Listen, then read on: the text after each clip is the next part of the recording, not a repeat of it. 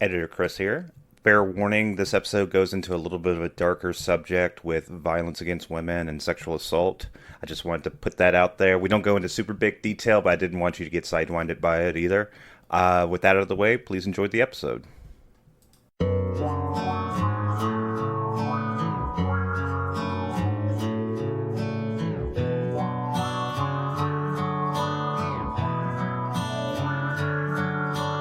Welcome y'all to Backwoods Obscura, a podcast dedicated to the lore, legends, and myths surrounding the creatures that may lurk in your backyard. My name's Hewitt. I'm Chris. How you doing? I'm fantastic, man. How about you? It's a week. It's been, I get that. We're going into Thanksgiving. We're going into Thanksgiving. You have apparently been not enrolled, but voluntold you're cooking everything for your group. Yeah. So my wife is like, I like your cooking. You're going to cook everything. I'm actually cooking a lot of this year's because my parents, this is what's weird. My dad doesn't like turkey because he's used to military turkey, which is also known as leather. Well, to be fair with turkey, there's a lot of people that fuck up turkey. You can fuck up turkey real easy, just like you can fuck up chicken. But my family, like my parents don't even want ham, and Em and I are really big on ham for Thanksgiving because ham is cheap. Also smoked ham. Oh, God. Or a brown sugar glazed smoked ham. Ooh. But no, my parents want to do hamburgers and steaks. What? Which means Mike, my brother-in-law, who used to work kitchens, and I have to stand next to my father when he cooks steaks so that he does not ruin our steaks or Emily's steaks. Like my dad likes well done. Oh, so he's like a gray steak with ketchup kind of guy. He doesn't even want ketchup. He wants A1, which there's nothing wrong. Oh, okay, A1's better. A1's better. Okay. But no, my dad likes boot leather steak. Me, I'll eat a steak blue. Yeah, I'm a big fan of like medium rare, good sear, butter, salt, and pepper. That's all you need. Yeah. Okay, so how are you cooking? So you're not going to cook a turkey? Oh no, we're going to get turkey breast because I insist at Thanksgiving that we get a turkey. And my family's solution to this, because my dad doesn't like turkey, my sister doesn't like turkey. I like turkey in certain situations, but it has to be cooked right, or else I'm eating what tastes like chalk. But it's if you go to like the store, it's like the single turkey breast that's like a pound or two. Yeah, okay. I know they come pre-seasoned. Yeah, I'm gonna get that, and then I'll get like one of the tiny hams because everybody's gonna be doing Thanksgiving in the room we're currently sitting in because my dining room is also our recording studio. Well, I mean, I put the leaf in. It'll be it'll be enough. Okay, but this is what I'm going to do for Thanksgiving. Ooh. So I do 2 turkeys, whole turkeys, every Thanksgiving now. Since I took up the turkey reins, as it were, from my dad. As you became the turkey lord. I become the turkey lord. The baster was passed down from father to son, as it has been for ages. But every year I've been doing like different things. First year I did a dry brine. Ooh. Second year I got two. The second year I did 2 turkeys because my boss gave me a turkey and we ended up having a turkey already. I did a dry and wet brine this year. This would be the 4th year. I don't know what I did third year. It doesn't matter. This year I'm doing 2 wet brine turkeys. One of which is going to be spatchcocked, which, if you don't know what spatchcock is, you basically cut the spine out and flatten it. Oh, you're airline chickening it. Yeah. And the other one's going to be in our silver pot. We got like a turkey pot that we use, like that's an heirloom. But one's going to be spatchcocked. I always do 2 types of seasoning. One is like a Cajun style, which is basically Tony's. Or slap your mama, or whatever you want. Just whatever I'm feeling good, I just pat it on there, make it nice and coated. The other one I do, and of all things, I learned this from a hospital. I just do olive oil. I do salt, pepper, thyme, and garlic. That's it. That sounds good. The most difficult thing I've ever done with the turkey, before we get on to the actual episode here, is I actually did put butter underneath the skin. That's like It is a pain. It's the reason why I know. Okay, that and remember when I made the drunk turkey one year when y'all came over? yeah. And Nate got drunk off of the potatoes that were still along the side because it didn't cook it fully out of the potatoes, but it cooked it out the turkey. Because you and I poured an entire fifth of Dickel into that turkey. Oh, Dickel. Look, if anybody out there, Dickel makes a really good whiskey soak for ribs or turkey. That was like I have never made a dry turkey. Yeah, But you see, that's the thing. I've never made a dry turkey. All the turkeys I've ever made were moist. They were flavorful. They're moist. They were flavorful. They tasted good. People fucking devoured them. Which is why I don't get how people can have like you see pictures of people like the turkey cracks open like a Cthulhu nightmare. Yeah, or it looks like the fucking Sahara Desert, like on a fucking pan. I don't get how people. Well, I mean, that's that. how Shapiro likes his turkey. God damn it! You gotta edit that bit out. I'm sorry. Anyway, what are we talking about today? We went on Thanksgiving. Yeah, we did, but that's because we know that we are going to eventually share with each other leftovers. I will not share my sister's macaroni with you. I will spare you that monstrosity. But I'm going to talk to you about both the Ursuline Convent in New Orleans and the Casket, or the Caskettes. That's the Casket Girls? The Casket Girls in New Orleans. So let me set the stage for you. The year is 1728. They arrive. These very pale-skinned, petite French women come down the planks, carrying with them a small chest known as a casket, which eventually becomes what we bury people in. They were sent to New Orleans by the Bishop of Quebec and the King because there was a whole lot of French men in New Orleans, but no women. And how do you make sure the British don't take your possessions? You make sure your possessions self-reproduce. So you send women to the men that are already there trying to make money so that they will marry and have children and stay and cause the population to grow. However, rumors started about these girls almost immediately. They burned easy. They're very, very, very pale. They were to live with the Ursuline nuns until they were married. However, several bad marriages resulted. As one would imagine in the 1700s. Disrespect / crappy male colonists. Some became prostitutes when not married by a certain age. I know I said women earlier. I should have said girls because some of these some of these girls were not married by the age of 19.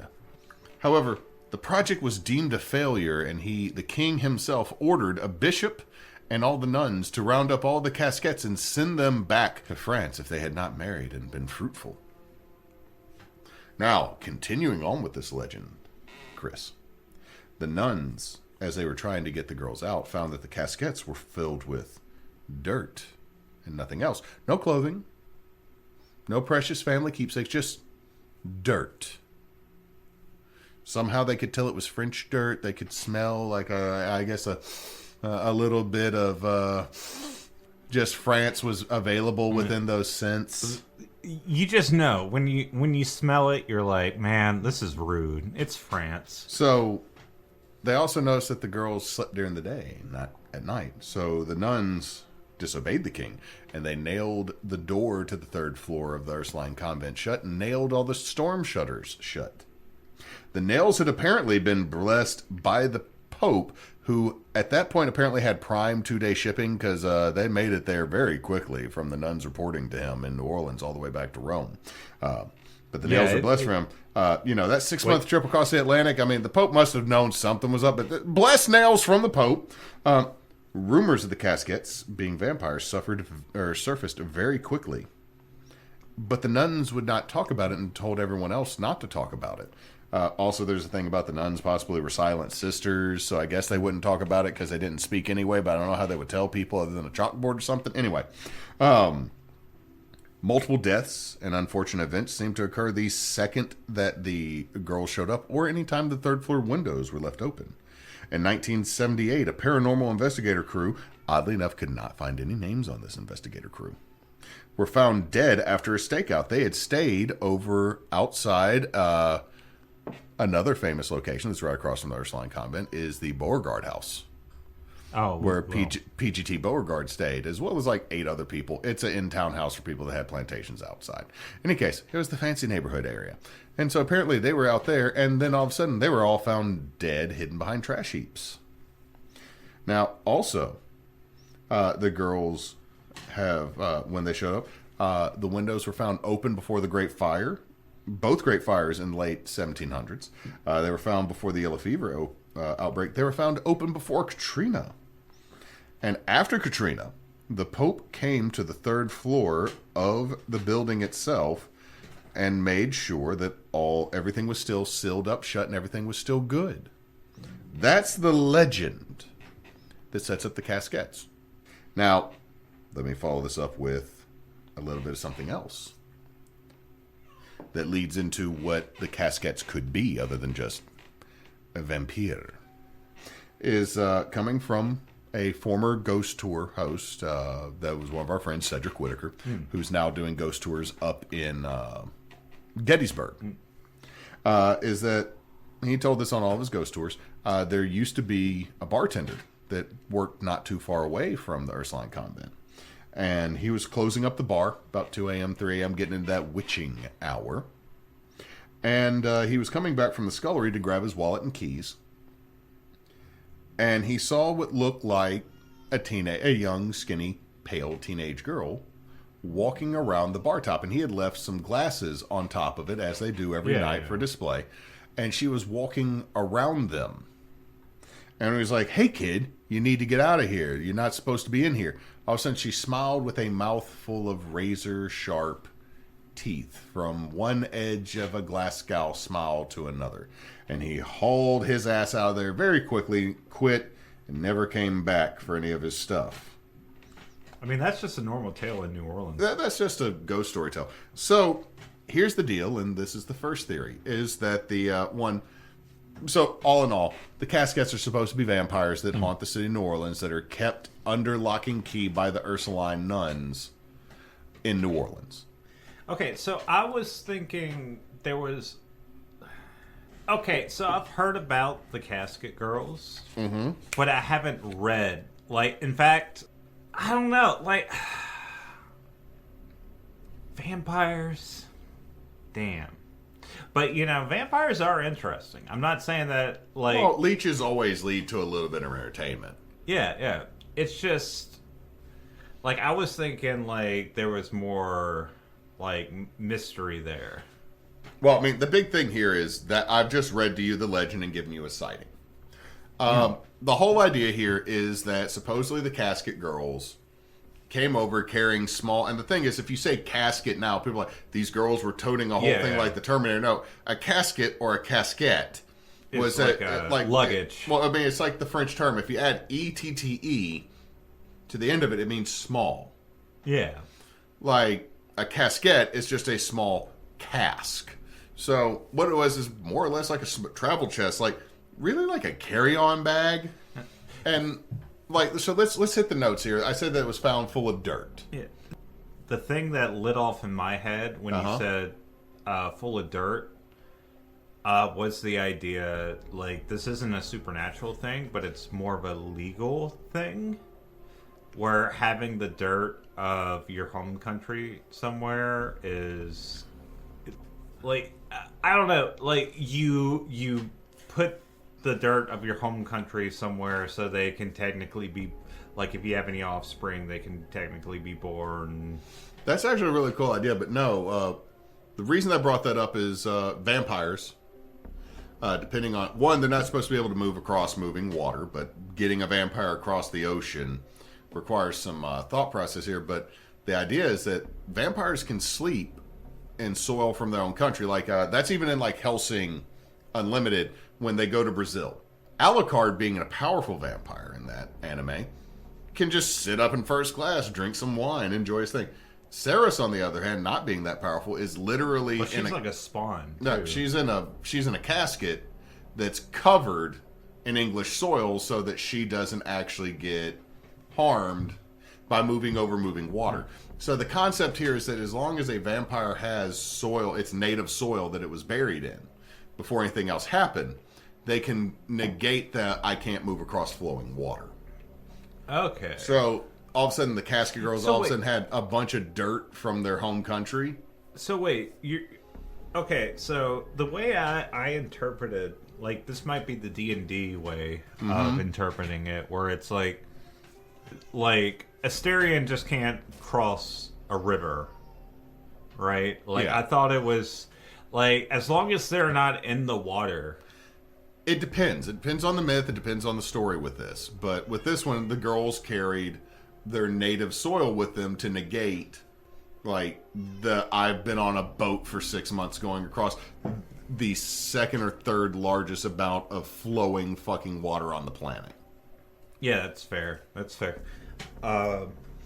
Another thing is, I do like the idea, the whole story of it being like the whole ghost hunter story. I thought was really interesting in the sense that it's like, are we talking about this was the 1700s, 1800s, 1900s? The ghost hunters, the paranormal investigators that were supposedly found dead and no names in any account or ever provided was in 1978.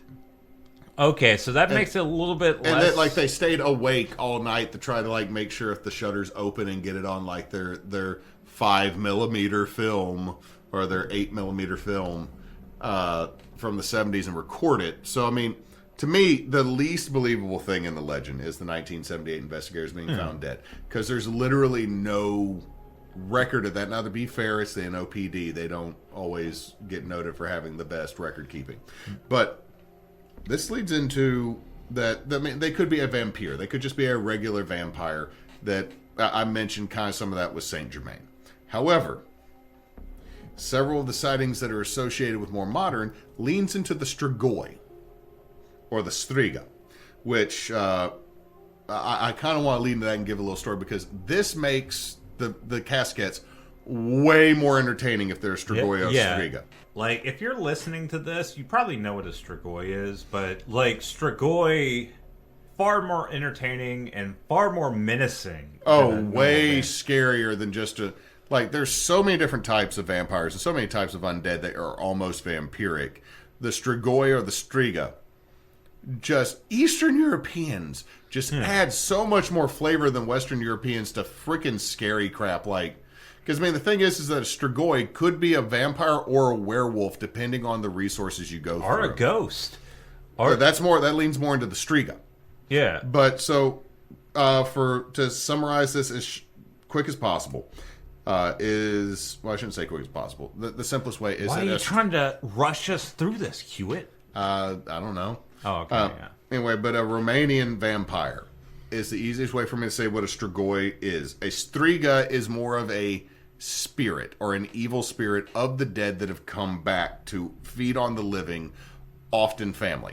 So a strigoi or a striga usually were what was blamed in the Middle Ages and even all the way up until like the 1800s in some cases for a family member died and then other family members started to have health issues. It was basically a way for family member, like, okay, grieving family members, someone dies, and then things start happening. They might be a strigoi, and the thing is that the thing about strigois is they don't just drink blood; they feed on the flesh. Yeah. Like they are. That's the reason why I mentioned a second ago. There's also the strigoi are connected to werewolves because they're shapeshifters. But I mean, to be fair, if you go with like 90% of European, vampires. They're shapeshifters. They turn into bats. They turn into mist. They can turn into someone that you love that's not them that just recently died. But I mean, they the big can thing even create visions. So I mean, the big thing here is that the strigoi is pretty much, I think, by most histories, is the progenitor of 90% of European vampires. Like the other one being the slaw or the abalach of the Irish and Welsh. And I mispronounce that. If Tony ever listens to this, Tony. She can fix it because there's like so many letters in that don't get pronounced the same way. So I mean, it could be called Abby, I don't know. Like her character Neve, it's like There was no V in that name. But here's the deal. To talk about how does one become a Strigoi? There are certain criteria to become a Strigoi. Any of these could be fulfilled or increase the risk of returning as a Strigoi. Strigoi Mort, or Strigoi Death. Anyway, 1. Be the 7th child of the same sex in the family. that's oddly specific.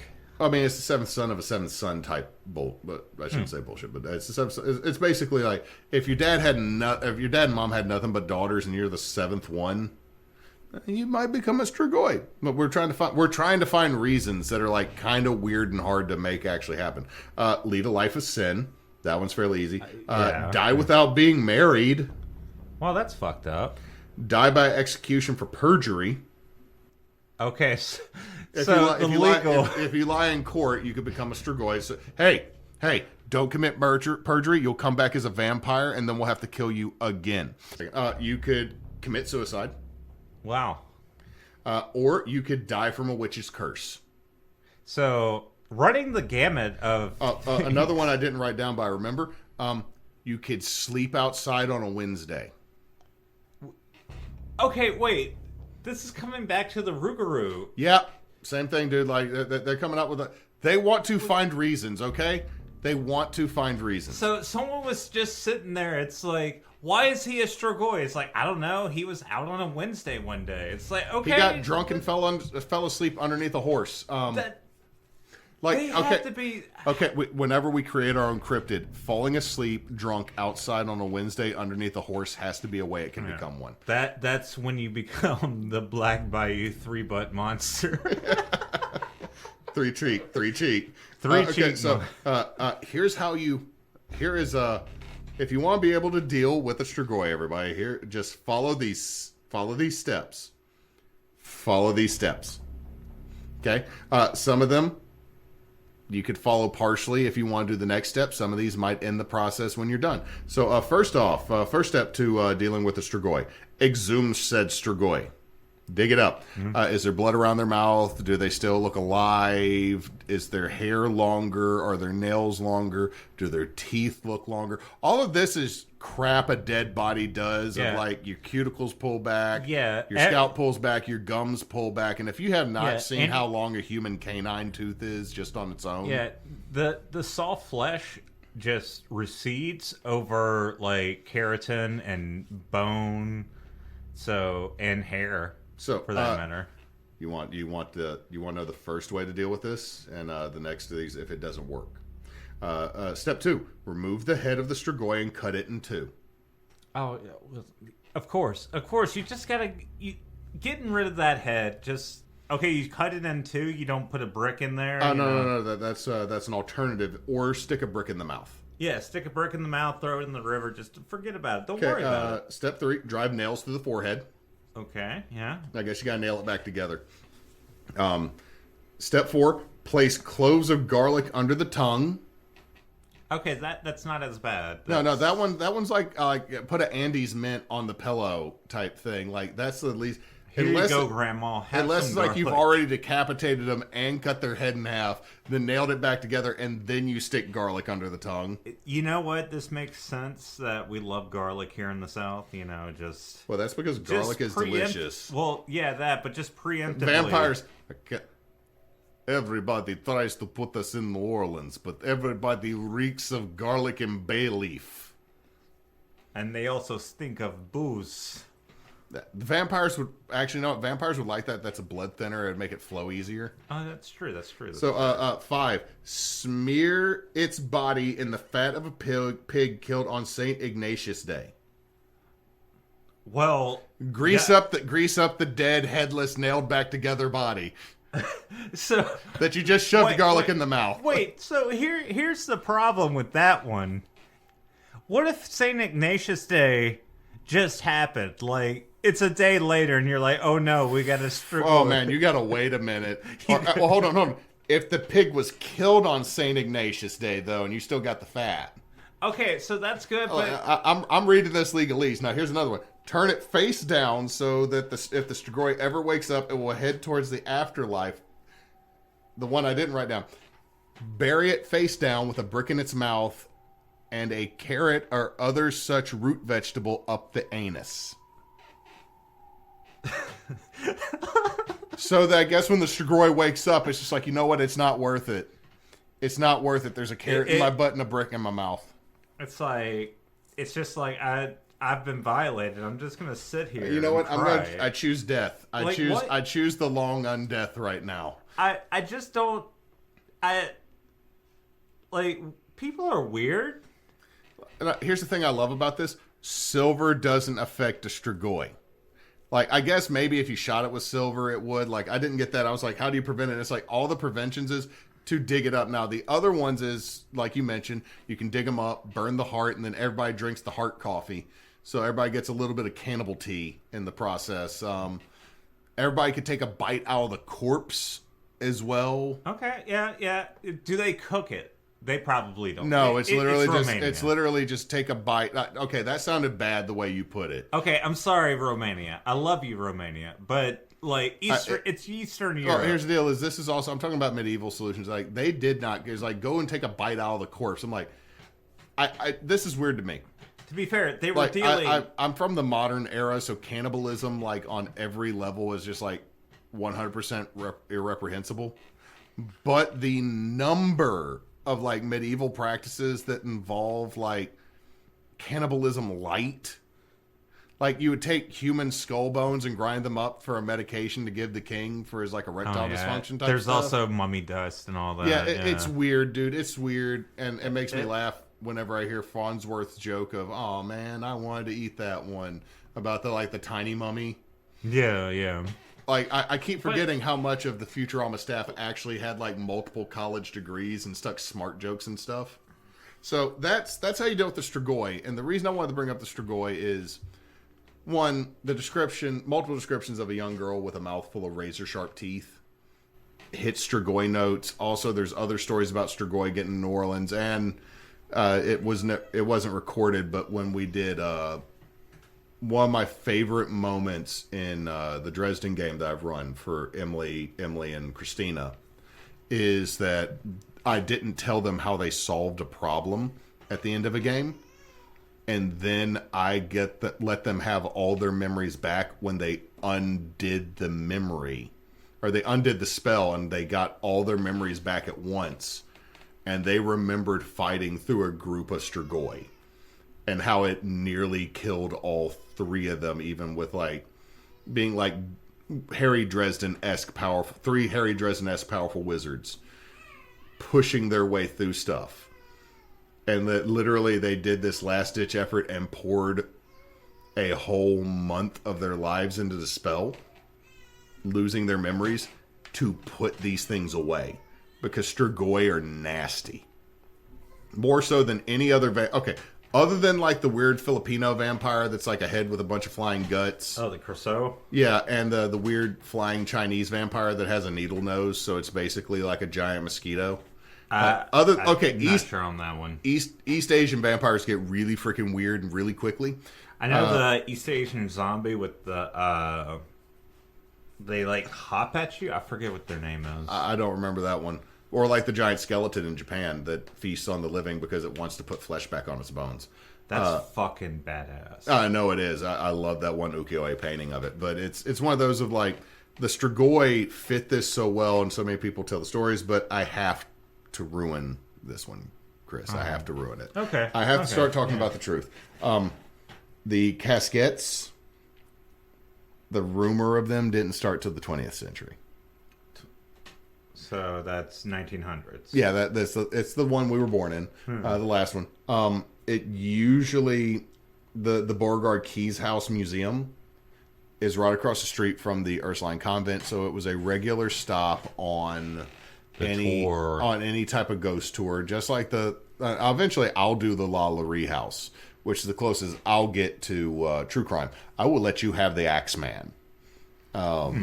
Because I started doing research on the Axeman, and it's just way too much true crime for me, and that's not my bag.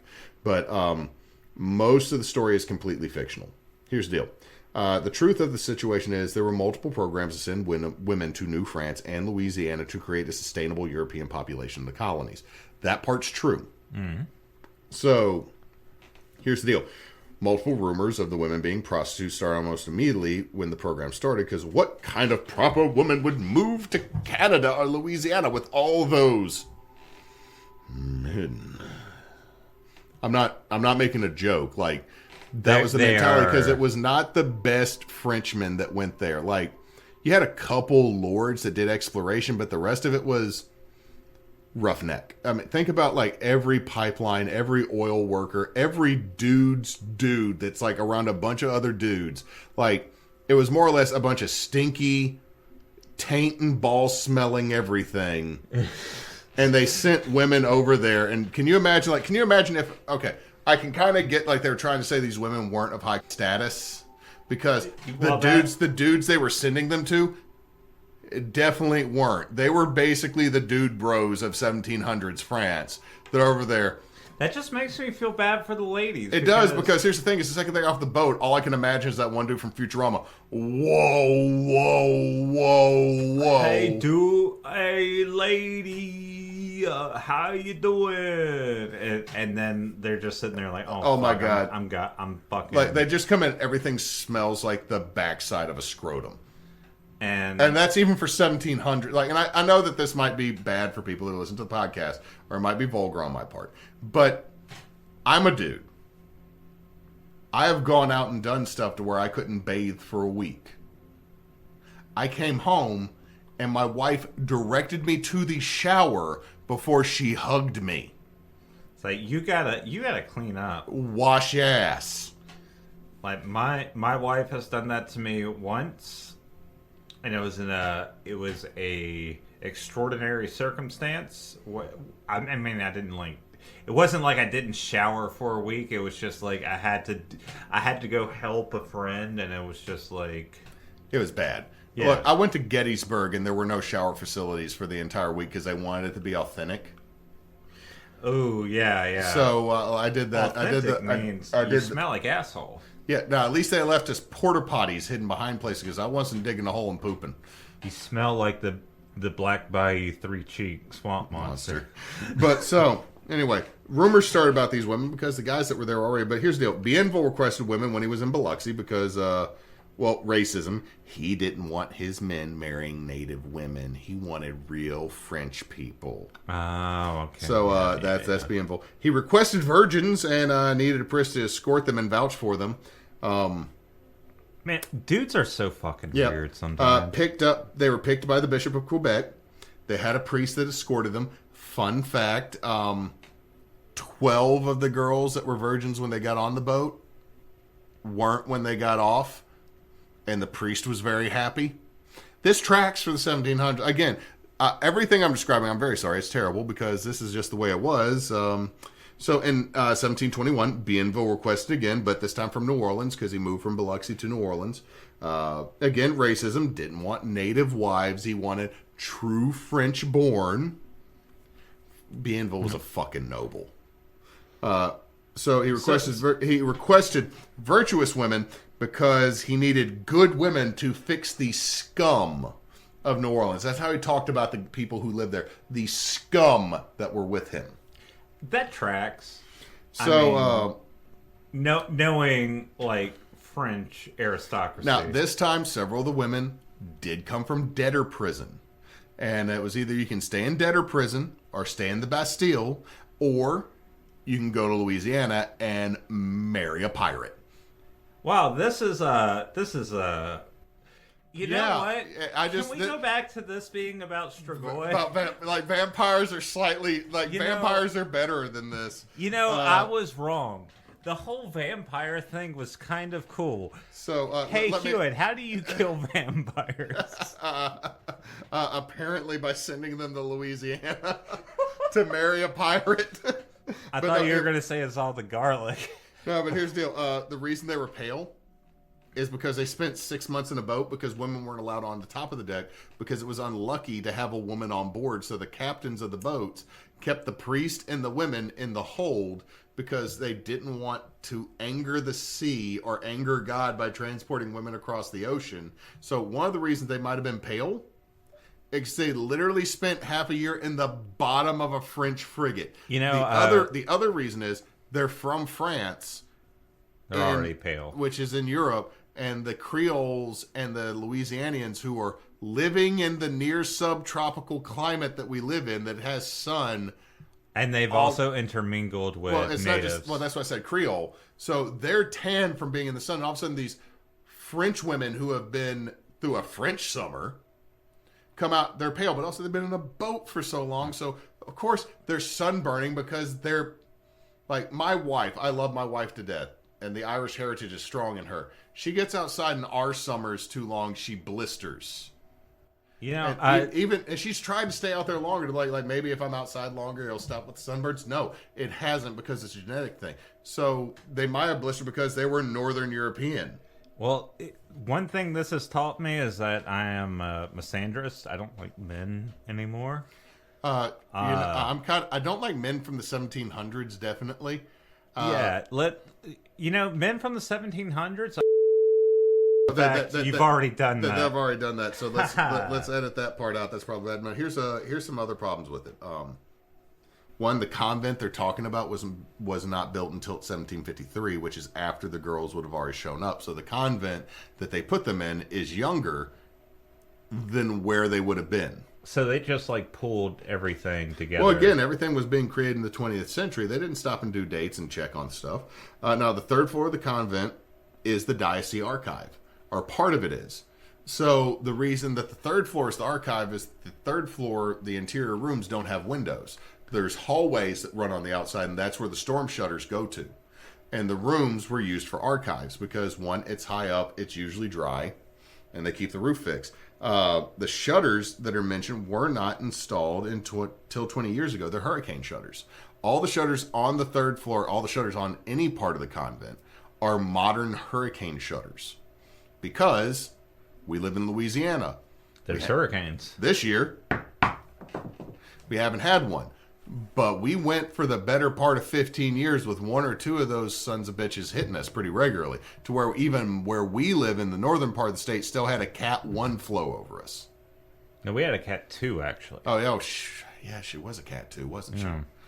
But anyway, so the other thing is that the story might have been born out of the Anne Rice fever of the 90s. Because, so we're going all the way. Not only is it the 20th century, it's 20th century enough to where we are born. 1980s, 1990s with Lestat and the Vampire Queen and any of the stuff Anne Rice wrote. Because when Anne Rice wrote, why does New Orleans have so many vampires? Because New Orleans is the most European city in the United States if you go to the architecture in the French Quarter. And it's all, well, again, the French Quarter is actually Spanish architecture, but if you walk into the French Quarter, it feels like a different city. It's a different city because nothing's more than 4 or 5 stories, and that's counting the steeple. Nothing's taller than 5 stories, which is the top of St. Louis Cathedral. With the top, and I'm not talking about the top of the steeple. I'm talking about the cross on top of the steeple. Yeah. And you go through there, nothing's more than 2-3 stories. And there's parts that they let the brick cobbles still show. And so, and part of that's tourism, but part of that's also the flavor of the city. So it feeds into this old world, because if you think about a vampire, you think about this old world you think of one or two things. You think of the old world classy vampire, or you think of that asshole that wears leather pants with slits up the side and a fishnet t-shirt that just goes to all the 90s raves that Blade kills. Yeah. And I feel Blade should kill them. That's also because I can't stand 90s house scene. But in any case, now, here's the thing. The Archbishop, after Katrina, not the Pope, the Archbishop did go check because they wanted to make sure the records were safe. But here's the other thing about the convent. The convent was a school, nuns. It was a women's clinic, nuns. Because, I'll be honest, who knows, especially in the 1700s, who knows more about women's health? The doctor who invents the chainsaw / gynecological hip ripper for having a baby. You know that's where the chainsaw comes from, right? Is the gynecological saw? Stop. Oh my God. Yeah. Okay. Do me a favor, real quick, because I want the podcast to catch us. I want you to Google gynecological saw. I don't like that word. Gyno. Well, hold on. Let me make sure I'm not telling you wrong. Chainsaws were originally invented to help child. Yeah. Original chainsaw. Go with that one because the one I gave was not what I expected. My search history's been ruined. Okay. Yeah, it's terrible, right? You see that shit? It was based on a watch chain with teeth that moved through. Yep. Use of a hand crank was. Yep. There was no pain. There's no pain numbing anything. Okay, so, but okay. Here's the deal. That's wait a minute. Hold on, I gotta say something. Yeah. Like during this time, the whole idea when it came to like surgery was like, let's get it done as quick as possible because we don't have pain. Why the fucking chainsaw? Because that's the only way they could figure out how to get through the inch and a quarter of the pelvis. We're so dumb. Yeah, I know. We're so dumb. Anyway, so why would women go to the nuns before a doctor? Is a doctor invented that? Okay, that's the reason why I wanted you to see that. So they had a women's clinic, they had a children's clinic, they had a school, but the thing is, they also took care of mentally ill patients. And if you ever go to the third floor of the convent, they have a bunch of half doors and they have a bunch of doors with little doors in them. And the reason is, they took care of mentally ill patients on the third floor because out of sight, out of mind. And they had these little short doors so they could put food through so that the nuns would not actually get hurt by possibly some of the more violent patients that needed a little bit more TLC. And back then in 1700s, they're not giving it. So they didn't talk about the third floor. And that's what lends credence to a lot of the story with this, is that they didn't talk about the third floor, because if you put mentally ill or handicapable people, anyone with any type of anyone with a mental health condition, you just right. Thank you for saying that, because I didn't want to say one word with this, because you didn't want to invoke some. I didn't want to invoke any language that tries to imply lesser than. With this, but they would put them up there, and not family members put them up there. I mean, this is before we even had sanitariums. Like, if you had a family member that was not considered normal or up to standard back then, you'd put them in a room and shut them up. Yeah. So they put them on the third floor up here. So the one reason that like that area is not, they kept records there, and that they might have kept mentally ill or folks with mental illness or mental health conditions up there, because it was considered charity. So that's what leads all this, because the third floor has a lot of secrets to it. Also, do you want people going in your attic?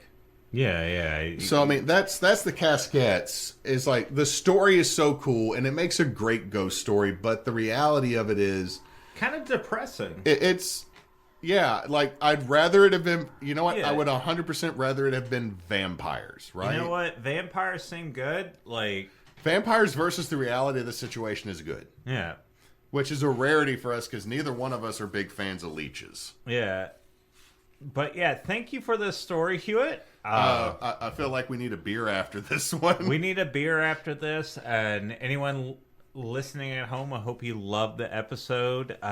Be sure to follow us on wherever you get whatever your podcasts. Podcatcher. Yeah, whatever podcatcher's out there. We are Team Bonus Action on. Well, we are not. Both of us are DMs and players with Team Bonus Action, which is a online RPG or tabletop RPG and video play group that does charity work.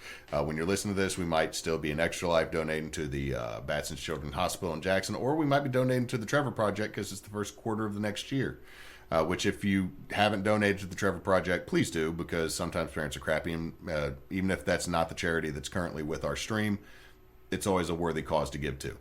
You can also find us at teambonusaction.com, created by our good friend Frecky V, who's another one of the players. You can find a lot of information about us there. You can also find anything with Team Bonus Action on Facebook, YouTube, Blue Sky, Instagram, and Threads as Team Bonus Action, or on Twitter at @bonus_team, until we have our own social media stuff set up if people actually listen to us. So thank you very much for listening.